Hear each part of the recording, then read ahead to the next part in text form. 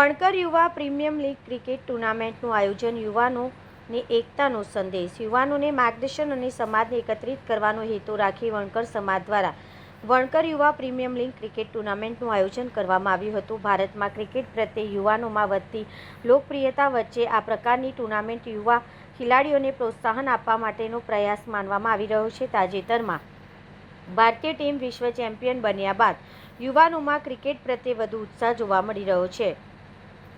આ ટુર્નામેન્ટની વિશેષતા એ રહી કે ઇન્ડિયન પ્રીમિયર લીગની જેમ ખેલાડીઓની હરાજી યોજાઈ હતી, જેમાં ખેલાડીઓને ખરીદી ટીમો બનાવવામાં આવી હતી. કુલ 8 ટીમો અને અંદાજે 170 ખેલાડીઓએ આ ટુર્નામેન્ટમાં ભાગ લીધો હતો.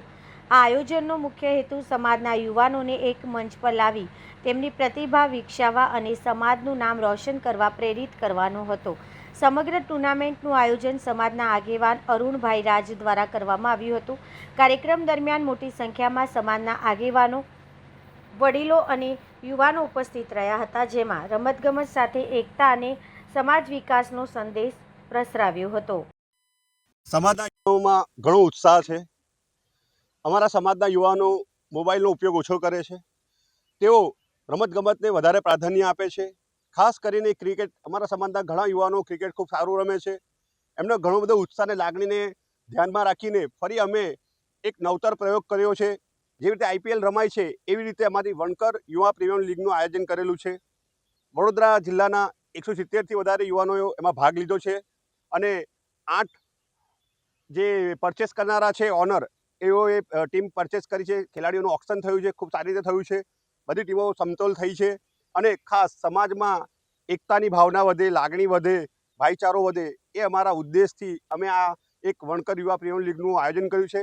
ઓલ ગુજરાત વણકર સમાજ ક્રિકેટ ટુર્નામેન્ટ દ્વારા બધું આયોજન થઈ રહ્યું છે અને આ દ્વારા અમે સંદેશો આપવા માંગીએ છીએ કે બને એટલો યુવાનો મોબાઈલનો ઉપયોગ ઓછો કરે અને ગ્રાઉન્ડ પર સમય પોતાનો વિતાવે, પોતાની તંદુરસ્તી પર ધ્યાન આપે અને પોતાની કારકિર્દી પર ધ્યાન આપે.